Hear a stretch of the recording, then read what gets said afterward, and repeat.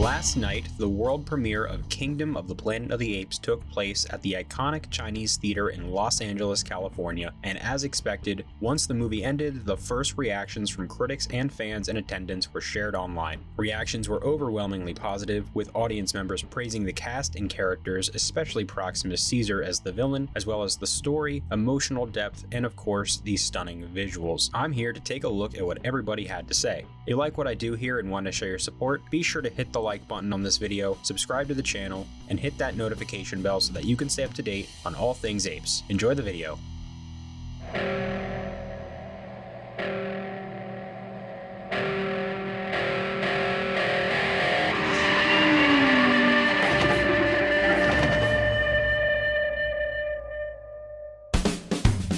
Everybody, and welcome back to Ape Nation, your #1 source for all things Planet of the Apes on YouTube. My name is Josh, and today I am taking a look at the first official reactions that came out of the world premiere of Kingdom of the Planet of the Apes last night. Before I go over all the reactions and give my general thoughts and my expectations and all that kind of stuff, I just wanted to talk a little bit about the whole conversation around early reactions, social media reactions, and review embargoes, and all this kind of film discourse and film industry stuff that some people might not be privy to, but if you are, you'll know what I'm talking about. So first things first, a few days ago it was announced that the official social media reaction embargo would be lifted as soon as the movie had its premiere, which was last night / very early this morning, followed by the official review embargo, which will not be lifted until 11 a.m. next Wednesday on May 8th. This immediately got some people talking, some people very skeptical and cynical about the whole thing, people saying that, you know, the early reactions are always going to be positive, and then the review embargo being held until the 8th means that the movie isn't good. I have some thoughts on all these things, and I wanted to get into it just a little bit before I talked about the actual reactions. So when it comes to early reactions, at least in recent years, people have started to become more skeptical, become less interested, in a little more of just not really caring about early social media reactions. And to a degree, I do actually understand why. You look at certain movies of the last few years that have had early social media reactions that were pretty good, and then the reviews come out and they're not so good, you know? I mean, that's why they held the reviews until either the day of or the day before the movie comes out. And for this, it's kind of a similar situation, although not exactly the same. The social media reaction was lifted a full week before the movie comes out, which is, in my opinion, a very good sign of confidence for the movie. And judging from the reactions, I was right to think so. But in general, I do understand why people feel that way. You know, sometimes when people are seeing movies at the premiere, there's a lot of excitement in the air. Your general opinion can be a little bit swayed in the more positive direction just based on your environment. And also just tweets and little posts are very condensed thoughts that don't give you a lot of nuance, don't give you a lot of detail, and they try to really just focus on the positives. You also tend to have certain people that will post certain things using certain buzzwords that will get them pulled into headlines and articles and all that kind of stuff so they can get their clicks and their likes and all that. So I understand the skepticism around early reactions, but I personally don't have that same skepticism all the time. I think sometimes it's warranted, sometimes it's not. I think it's a very case-by-case basis, and in this specific situation, I don't think it's completely warranted, but I do understand some of the skepticism that I have seen. Regarding the actual review embargo, which kind of goes hand in hand with what I was talking about with the early reactions, it is lifting, like I said, at 11 a.m. next Wednesday on May 8th, which is technically the day the movie has its first screening, but it's really 2 full days before the movie is officially released in the theaters. The movie is going to have early access screenings on the night of May 8th, and then, of course, as most movies do, it will have its first opening night preview screenings on Thursday, May 9th, before officially opening worldwide on May 10th. So technically it is the day before the movie comes out, but the review embargo lifts next Wednesday, meaning that full reviews from major Hollywood outlets and critics will not be going online until Wednesday at 11 a.m. Now, a lot of times when this happens, whether it's the day before, 2 days before, or the day of, and if it's the day of, or even, God forbid, the day after it releases, which I have seen before, that is usually a sign that the studio is trying to hide the movie. It's usually a sign that the studio doesn't want reviews to get out and that they don't have confidence in the movie. Now, with this specific movie, and it's actually not just this specific movie, but it's this specific studio, I've noticed a trend in some of their bigger franchise releases in the last few years. With 20th Century Studios under the ownership of Disney in the last 2 or 3 years, there's been a handful of situations like this where they've had these new films that are under their ownership and are part of these big franchises that Disney has never owned owned before. And all these movies ended up being really good and really well received. When you look at Prey, Avatar: The Way of Water, The First Omen from just a month ago, which I really liked. Actually, one of my favorite movies I've seen this year. And now we have Kingdom of the Planet of the Apes. And all of these movies did not have their review embargo lifted until Tuesday or Wednesday before the movie came out. I think actually The First Omen didn't even have its review embargo lifted until Thursday, if I'm not mistaken. So it's a practice that has become common with 20th Century Studios and these more big IP franchise-driven films that are kind of new to the Disney umbrella. And I wouldn't be shocked if this same thing happens in just a few months with Alien Romulus, which is also a 20th Century Studios movie. Now, like I said, usually when a studio does this, it's because they're trying to hide the movie, which is why I understand the skepticism around the early reactions and to why I understand the skepticism towards the review embargo. That being said, I don't think this has anything to do with the quality of the movie, because it so far has proven to have nothing to do with the quality of the movie when you look at the other movies that I mentioned before. All of them very well received movies. And what I'm starting to wonder is maybe Disney just doesn't really understand what they have with their Fox properties. Maybe they just are very nervous and they're gun shy, and because it's not what they're used to, it's some more mature franchises. You know, the Predator franchise is an R-rated violent series of movies. Avatar is not necessarily a Disney franchise and something a bit outside of their wheelhouse. It's kind of similar, but it's a bit outside. The First Omen is a horror prequel to a 1970s film, and Planet of the Apes is a franchise that is so new for Disney in that whole universe. So I just think that maybe they just don't really know what to do with these properties and don't really know what to expect from the audience and what to expect from critics under their regime. I also wonder if maybe the whole Indiana Jones early lifting of the embargo last year took them really by surprise and really burned them, so they're trying to avoid that again, because just like with all these other films, Indiana Jones is not something that is necessarily native to Disney. That was their first Indiana Jones film. They've done a bunch of Star Wars stuff, but that was their first Indiana Jones movie. And so I'm wondering if maybe this is just a case of Disney not really being sure what to do with these properties and being a little scared of how people are going to react to them. And because the entire industry is in shambles right now financially, they want to make sure that that does not affect their bottom line. So I don't think this has anything to do with the actual quality of the movie. I don't think that when actual reviews drop, you should expect to see suddenly a bunch of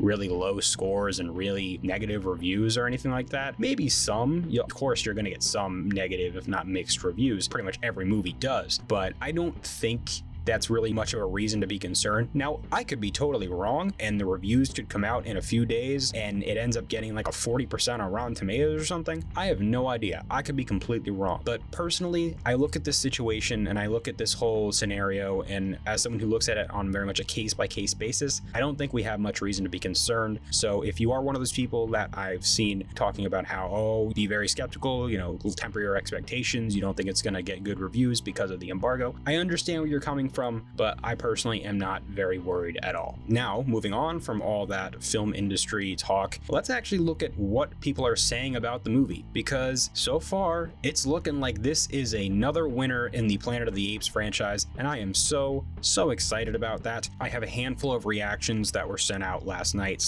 / earlier today from people who have seen the movie, whether it was last night at the premiere or earlier this week during press screenings, which I know took place. So I'm just going to run through all of these, read them to you, and then I'm going to give my general thoughts on what this does for my expectations, if any at all. It probably won't change anything really at all for me. I just wanted to go over them and have a bit of a celebration of this, what I think is very good news. So with all that said, let's get into it. First up, we have Griffin Schiller, who says, "Apes have never been stronger in Wes Ball's magnificent Kingdom of the Planet of the Apes. The complexities of Caesar's legacy loom large, but twisted in this coming-of-age odyssey of truth and lies, knowledge and power. A breathtaking visual feast, a new hope for the Apes franchise." Perry Nemiroff, who I am personally a very big fan of, says, "Between Rise, Dawn, War, and now Kingdom of the Planet of the Apes, this series continues to be one of the very best franchise reboots out there. As expected, there was no better director to take over than Wes Ball. Of course, the wizards at Weta had a big hand in this, but there's absolutely no doubt that Ball's personal proficiency with visual effects contributed big time to how incredible this film looks." Jermaine Lucier says, "Kingdom of the Planet of the Apes does the Apes saga proud. A sprawling adventure with wonderful effects and performances. It has a lot to say, which leaves it thematically murky. I also don't love the ending, but those are minor gripes for an otherwise enjoyable and engaging film." Then we have Michael Lee, who says Kingdom of the Planet of the Apes coming-of-age story framed around the idea of legacy and what happens to it when it's lost to time or subverted. It doesn't surpass what Andy Serkis did with his trilogy, but Wes Ball's approach proves that the franchise has plenty of stories to tell. Kevin Durand's performance as Proximus Caesar steals the movie. Next is Caitlin Tyrell, who says Wes Ball is the perfect director to bring Kingdom of the Planet of the Apes to life. A compelling story with complex characters, stunning visuals, and brilliant through lines tying it to the movies that came before. Noah, May, and Proximus Caesar are phenomenal. Matt Neglia says, what a wonderful day. Kingdom of the Planet of the Apes is yet another strong entry in the Planet of the Apes franchise. Relieved and thrilled by how much I enjoyed it, even compared to the last nearly perfect trilogy. Wes Ball wisely takes his time establishing the state of the planet set many generations after the last film, exploring how the Christ-like legend of Caesar has spread for both good and evil, and introducing us to new characters we grow to care about. Owen Teague, Kevin Durand, and Peter Macon all deliver memorable performances, a tremendous visual feat with the best visual effects seen in a movie since Avatar: The Way of Water, while never wavering from its emotional core.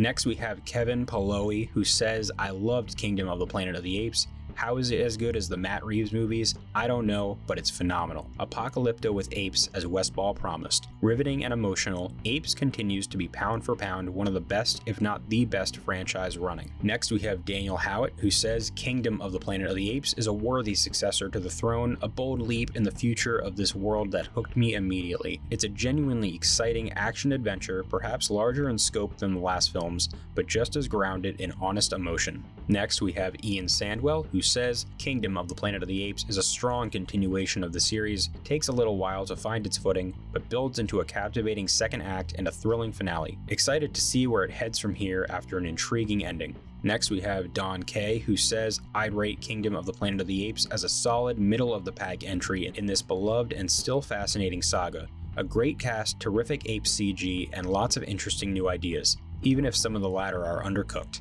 but a worthy addition for sure.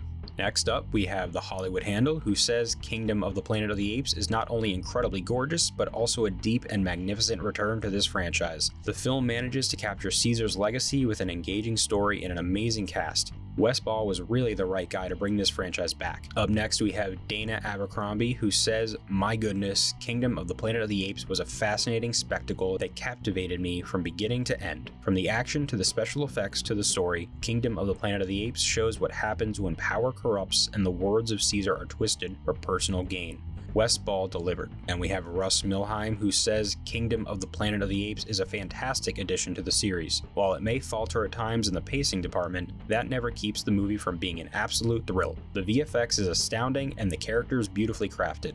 Can't wait to see what comes next. Up next, we have Brandon Davis, who says Kingdom of the Planet of the Apes is just a classic summer blockbuster. Takes a minute to get going, thoroughly introducing new characters and timeline, then never looks back. VFX are astonishing. Great performances. Feels like a start to an epic new saga. Need the next one ASAP. Then we have Dorian Parks, who says, was a big fan of the previous Planet of the Apes trilogy and can say I absolutely loved Kingdom of the Planet of the Apes. The film cements the franchise as one of the strongest IPs out there. Then we have Frida Cooper, who says Kingdom of the Planet of the Apes gets the summer blockbuster season off to a great start with strong action sequences, a powerful sense of legacy, and an epic canvas. Apes together still strong. Then we have Joe Blow, who says Kingdom of the Planet of the Apes maintains and builds this impressive world that was explored by Matt Reeves. Wes Ball, the Maze Runner director, offers rich characters and an interesting take on the franchise. Perfectly cast, the film continues to take this story to exciting and effective cinematic adventures.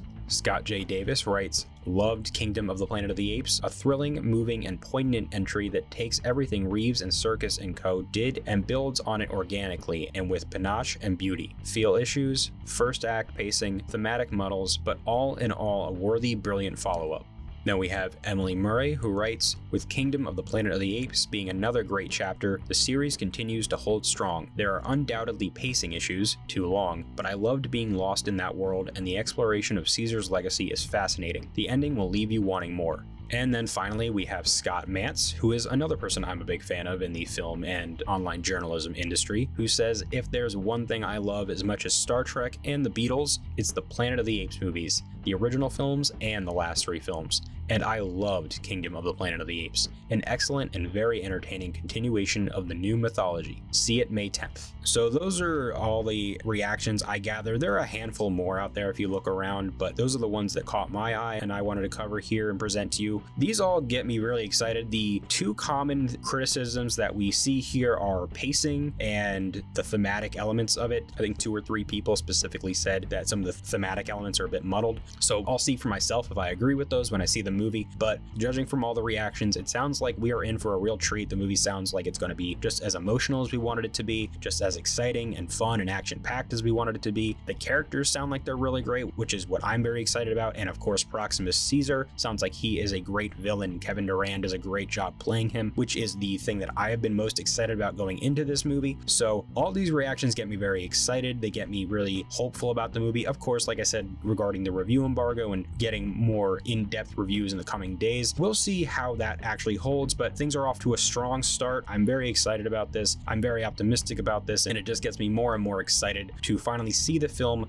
next week. I don't really have too much else to say, but I just wanted to talk a little about all this stuff and cover some of the reactions that came out of the premiere last night and just give my general thoughts and whether they raised or lowered or anything regarding my expectations. But like I said, very happy to hear all this, but I want to know what you all have to say about the reactions to Kingdom of the Planet of the Apes down in the comments below. Thank you so much for checking out today's video here on Ape Nation. If you liked this video, be sure to hit the like button, subscribe to the channel, and hit that notification bell so that you can stay up to date on all things apes. I'll catch you in the next one, so until then, goodbye.